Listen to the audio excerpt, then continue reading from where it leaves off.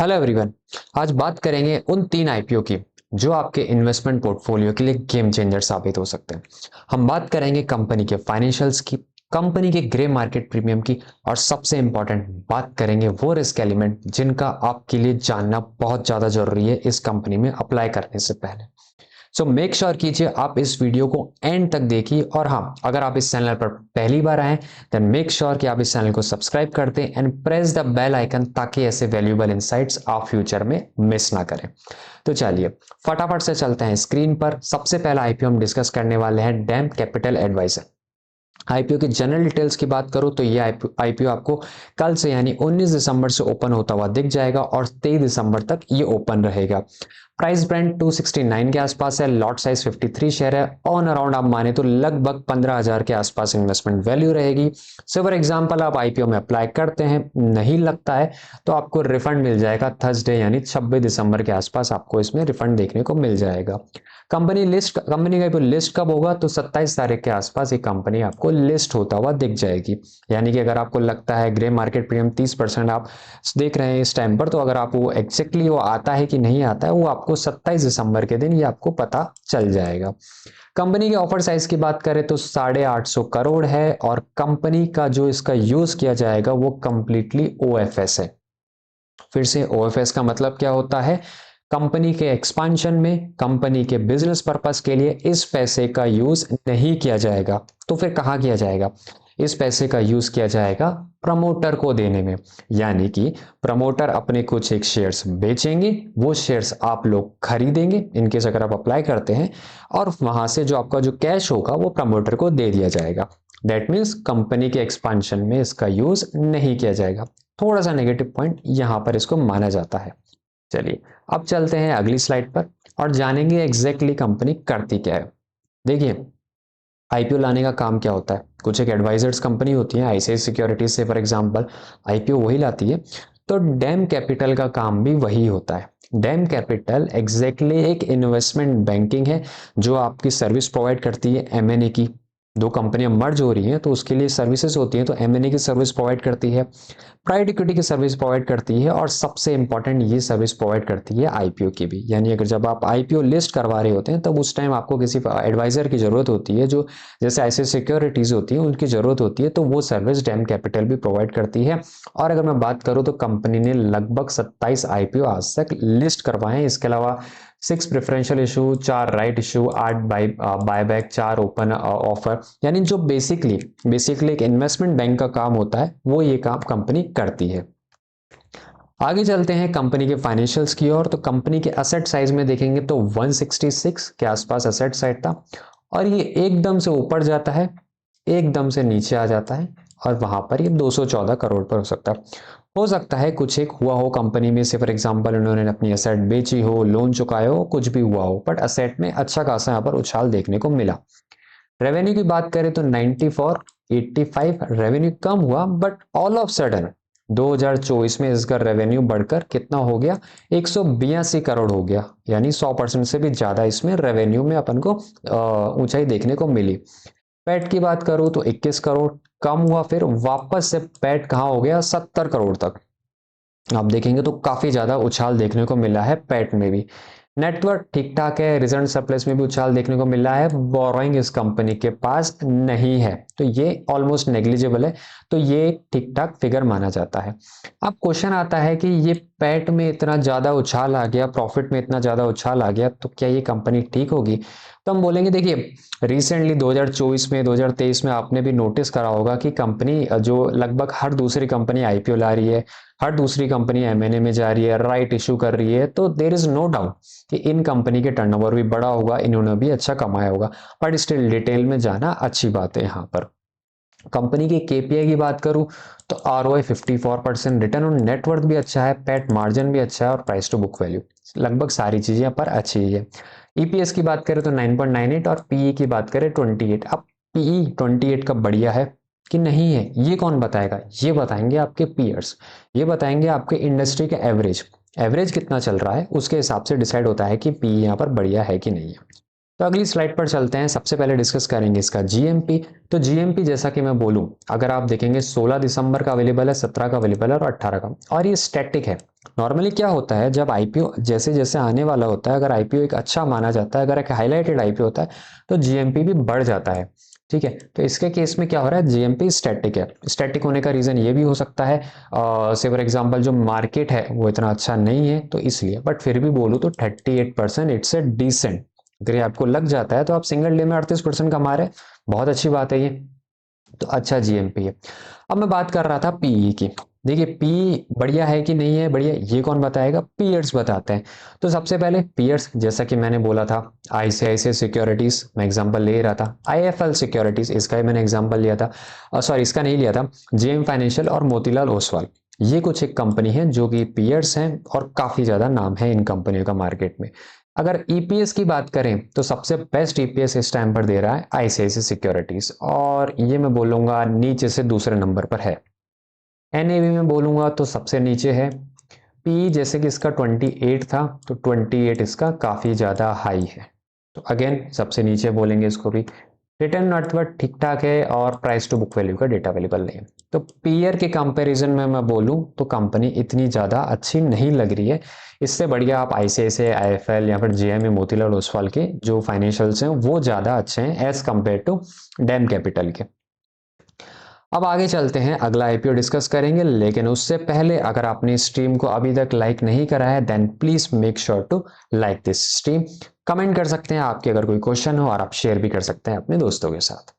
अब चलेंगे दूसरा सबसे इंपॉर्टेंट आईपीओ। दूसरा आईपीओ की मैं बात कर रहा हूं, Mamata machinery limited IPO. Normal details की बात करेंगे, जनरल डिटेल्स की। सबसे पहले बात करेंगे कंपनी का जो आईपीओ है, अगेन 19 दिसंबर को ओपन हो जाएगा। 230 का प्राइस बैंड है, तो लगभग इसमें भी आपको कितना देना पड़ेगा, 15,000 के आसपास की आपकी इन्वेस्टमेंट वैल्यू रहेगी। लगाते हैं, नहीं लगता है, रिफंड कब आ जाएगा, 26 दिसंबर को लगाते हैं, लग जाता है, लिस्टिंग कब देखने को मिलेगी, 27 दिसंबर के आसपास देखने को मिलेगी। कंपनी की बात करूं तो इशू साइज है 180 करोड़, और फिर से ओएफएस 180 करोड़। ऐसा लगता है कि आजकल ओएफएस का ही ट्रेंड चल रहा है, जिसे देखो ओएफएस ला रहा है। इससे पहले भी हमने कुछ एक कंपनियां डिस्कस करी है जिन पर आपने बहुत बढ़िया रिस्पांस भी दिया है, उस पर भी हमें यही देखने को मिला था कि हर कोई अब ओएफएस में ही जा रहा है। ठीक है, अब फटाफट से चलते हैं अगली स्लाइड पर, देख लेते हैं ममता मशीनरी काम क्या करती है। तो ममता मशीनरी आपके जो प्लास्टिक बैग होते हैं ना, जो पाउचेस होते हैं, बेसिकली जो पैकेजिंग का काम होता है वो ममता मशीनरी करती है। अब वो क्यों इंपॉर्टेंट है, देखिए आपकी एफएमसीजी इंडस्ट्रीज है वो बहुत बढ़िया काम करती हैं, बट उनको भी तो कोई चाहिए कि जो उनको माल सप्लाई करे। ठीक है, एफएमसीजी इंडस्ट्रीज है, इसमें जो आपकी एफएमसीजी इंडस्ट्रीज हैं या फूड बेवरेजेस इंडस्ट्रीज हैं, उनको कोई चाहिए, एक ऐसी कंपनी चाहिए जो उनको सप्लाई करे। ठीक है, जो सप्लाई चेन होता है उसमें ऊपर से भी कोई प्रोडक्ट आना चाहिए। तो ये जो कंपनी काम करती है, प्लास्टिक के बैग, पाउचेस, पैकेजिंग, ये जो ये इन्हीं को सप्लाई करती है। जो इसने कस्टमर दे रखे हैं, बालाजी, आपने नाम सुना होगा बालाजी वेफर, तो ये लक्ष्मी स्नैक्स, ये कुछ एक कंपनी है जिनको ये केटर करती है, जिनको ये अपना माल सप्लाई करती है। कंपनी के पास the company is exported to over 75 countries. As of 31 March 2024 company लगभग 75 कंट्रीज को एक्सपोर्ट कर चुकी है। जब कोई कंपनी एक्सपोर्ट करती है तो उसको जनरली अच्छा ही माना जाता है। आगे चलेंगे, एज यूजुअल कंपनी के फाइनेंशियल डिस्कस करेंगे। एसेट साइज में देखेंगे तो 216, 228 ठीक ठाक ग्रोथ हमें देखने को मिली है। ध्यान रखिएगा ये किसका नंबर है, ये 6 मंथ का नंबर है। ठीक है, सॉरी मैं बोलूंगा 3 मंथ का ही नंबर है ये वाला, और बाकी जो आप देखेंगे तो ईयर वाले हैं। ठीक है, ये सारे क्या है, ईयरली नंबर है। ठीक है, रेवेन्यू की बात करूं तो 196, 210, 241। अभी रेवेन्यू बहुत कम हो गया, अगर मैं इसको 3 महीने का रेवेन्यू मानूं तो अभी के हिसाब से एवरेज मान के चले तो लगभग 120 के आसपास का रेवेन्यू बैठ रहा है, 120 करोड़ के आसपास। हो सकता है फोर्थ क्वार्टर में अच्छा खासा देखने को मिल जाए आपको, या सेकंड क्वार्टर का जब रिजल्ट है तो अच्छा खासा देखने को मिला है। बट अभी के हिसाब से अगर निकालने की कोशिश करें तो रेवेन्यू काफी ज्यादा कम है। पैट एज यूजुअल रेवेन्यू नहीं है तो पैट भी कम है। नेटवर्थ ठीक ठाक है, टोटल बोरिंग कंपनी के पास नहीं है, तो एक ही अच्छा साइन है। आरओए आरओसी की बात करूं तो ठीक है, डेट इक्विटी बहुत ही बढ़िया है, रिटर्न नेटवर्थ, पैट मार्जिन भी ठीक ठाक है। आईपीओ अगेन पीई की बात करें तो पीई के केस में आपको क्या करना पड़ता है, पीयर देखने पड़ते हैं। तो चलिए अब चलते हैं सबसे पहले पीयर कंपैरिजन पर। पीयर कंपैरिजन का ज़्यादा डेटा अवेलेबल नहीं है, पर जो भी डेटा अवेलेबल है उसी पर डिस्कस कर लेते हैं। कुछ एक इंडस्ट्रीज हैं जैसे राजू इंजीनियर्स या विंडसर मशीनरी या फिर कैबरा, ये जैसे 3 कंपनियां हमें मिली है जिनका पीयर कंपैरिजन अवेलेबल है। ईपीएस की बात करें तो सबसे बढ़िया ममता मशीनरी का ही है। एनएवी में सेकंड नंबर पर आ रही है। पी मैंने let's me go to the last slide, P हमने डिस्कस करा था 16, तो पी के केस में यहाँ पर मैं 16 फिल कर देता हूँ, तो ये कंपनी यहाँ पर पी केस में बहुत बढ़िया है, इसका एग्जैक्टली पी अवेलेबल नहीं है। ऑल ओवर कमेंट क्या कर सकते हैं, ऑल ओवर कमेंट ये कर सकते हैं, देखिए रेवेन्यू ठीक नहीं लग रही है, रेवेन्यू का डेटा अवेलेबल नहीं है, आप ट्राई कर सकते हैं अपने एंड पर, अगर आपको इसका सेकंड क्वार्टर का डेटा अवेलेबल है तो वो बहुत बढ़िया हो जाएगा एनालिसिस करने के लिए। अगर आप देखें पैड भी ठीक ठाक नहीं है, पीयर कंपैरिजन में कंपनी बढ़िया कर रही है, कंपनी एक्सपोर्ट भी कर रही है, कंपनी एक वैल्यूएबल कंपनी है, एफएमसीजी को केटर करती है, बहुत सही कंपनी है। जीएमपी की अगर मैं बात करूं तो जीएमपी भी बहुत ही ज़्यादा सॉलिड चल रहा है, बट ऑल ओवर मैं बोलूँ फाइनेंशियल इतने बढ़िया नहीं माने जाएंगे इस कंपनी के। देखिए जैसे कि मैंने लास्ट में डिस्कस करा था, आप यहाँ देखेंगे 30, 37, 45 धीरे धीरे इसकी जो डिमांड है वो बढ़ती जा रही है, तो यानी इसका जीएमपी धीरे धीरे बढ़िया होता जा रहा है, तो ये भी एक कंपनी के लिए अच्छा साइन है। अब चलेंगे सबसे इंपॉर्टेंट, कंपनी के रिस्क क्या है। तो कंपनी का हैवी डिपेंडेंस है कंपनी के 10 कस्टमर पर। कस्टमर जैसा कि मैंने थोड़े टाइम पहले आपको डिस्कस करे थे, जो बालाजी और ये सब थे, ये मैंने आपसे डिस्कस करे थे, बालाजी वेफेयर, लक्ष्मी स्नैक्स, ये मैंने डिस्कस करे थे। तो इसमें हम क्या बोल रहे हैं, कंपनी का हैवी रिलायंस है अपने टॉप 10 कस्टमर पर, और लगभग 30% रेवेन्यू कहाँ से आ रहा है, यहीं से आ रहा है।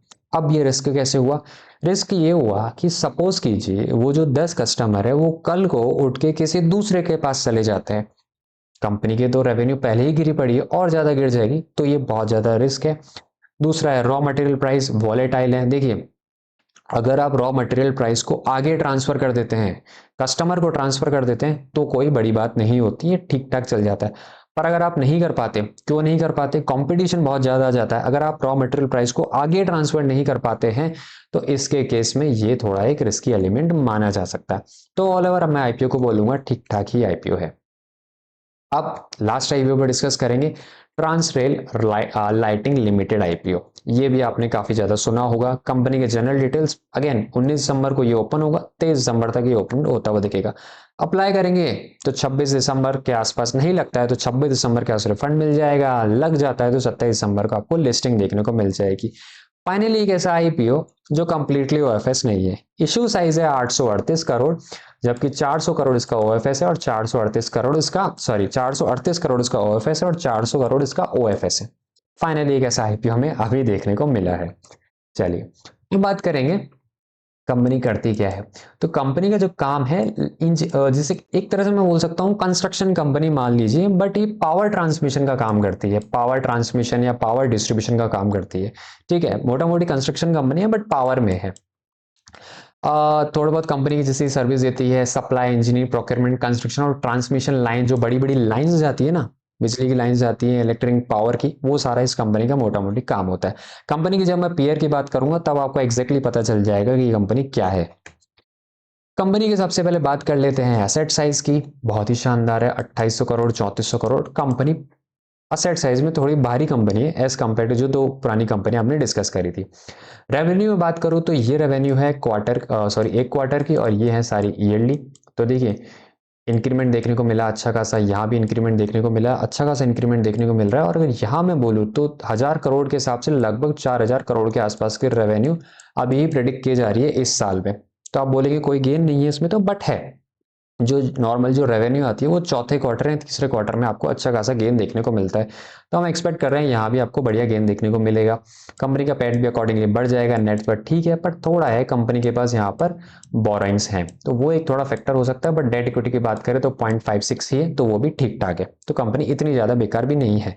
ठीक है, आरओई की बात करें, आरओसी की बात करें, दोनों ही बढ़िया है। कंपनी के ईपीएस की बात करें तो 15.42 हो जाएगा लिस्टिंग के बाद, और पी 28 पी पर बात तब करेंगे जब आप पीयर कंपैरिजन पर आएंगे। तो मैं आ गया हूँ पीयर कंपैरिजन पर। अब आपने नाम सुना होगा केईसी का, मैं आपको बोल रहा था जैसे ही मैं पीयर पर आऊंगा आपको आइडिया लग जाएगा। तो केईसी का आप ऑलरेडी नाम सुन चुके हैं, पटेल का आप ऑलरेडी नाम सुन चुके हैं, तो इन दोनों कंपनी का आपने बहुत नाम सुना होगा। अब मैं कंपनी की कंपैरिजन की बात करूं तो देखिए मिड में है ये कंपनी, ना तो कंपनी काफ़ी ज़्यादा बढ़िया है पीयर के कंपैरिजन में, ना ही काफ़ी ज़्यादा बेकार है, तो मिड में है, ठीक ठाक कंपनी है। पी की जैसे मैंने बात करा था 28 के आसपास, मैं यहाँ पर प्लॉट कर देता हूँ 28, और सबसे जो बेस्ट है वो भी पटेल इंजीनियरिंग है, उसके बाद सेकंड बेस्ट आपकी ट्रांसलेट है। तो ये पीई में कंपनी ठीक ठाक है। तो पीयर कंपैरिजन की मैं बात करूं तो कंपनी मिड में करती है, बट पीई की बात करूं स्पेसिफिकली तो कंपनी थोड़ा अच्छा परफॉर्म कर रही है यहाँ पर। अब सबसे इंपॉर्टेंट, क्योंकि ये कंपनी क्या है, ओएफएस में कंप्लीटली नहीं जा रही है, कंपनी क्या करेगी, इसका फ्रेश इशू में भी यूज करेगी। तो कंपनी ने जो यूजेस बताए हैं वो आपके हो सकते हैं वर्किंग कैपिटल की रिक्वायरमेंट। देखिए कंपनी कंस्ट्रक्शन है तो आपको लग रहा होगा वर्किंग कैपिटल की तो नीड पड़ती है, तो वर्किंग कैपिटल में ही इसका कंपनी का यूज किया जाएगा।